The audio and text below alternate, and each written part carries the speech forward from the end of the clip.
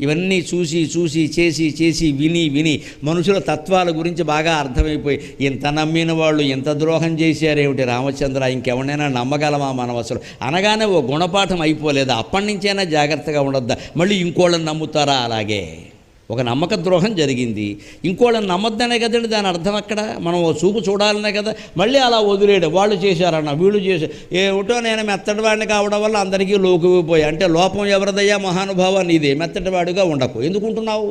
మెత్తదనం మార్చుకోవాలి. మంచిదనం పనికొస్తుంది. కలియుగంలో మెతకదనం పనికిరాదండి. మంచితనం వేరు, మెతకదనం వేరు. మంచితనం ఏమిటంటే ఎవరిని ఏమీ అనకుండా ఉండడం. మెతకదనం ఏమిటంటే అందరూ అనే అన్ని మాటలు పడుతూ ఉండడం. అవసరం లేదమ్మా, మనం చేతకాని వాళ్ళం కాదు. జవాబు ఇచ్చేదానికి జవాబు ఇవ్వాలి, మూతి వాచిపోయేలా జవాబు ఇవ్వాలి. అందుకని వాళ్ళు అన్నీ అంటుంటే అలా ఊరికి ఏమిటో నాకు ఈవేళ గ్రహస్థితి బాగుండలేదు. అలా గ్రహస్థితి ఏం కదమ్మా, నీ మనస్థితి. నువ్వు చెయ్యని తప్పుకు ఎందుకు అంగీకరించాలి? అవసరమేంటి చెప్పు. ఎందుకు నిందలు పడాలి ఊరికే? ఈ మాత్రం పౌరుషం లేకపోతే ఎలాగా?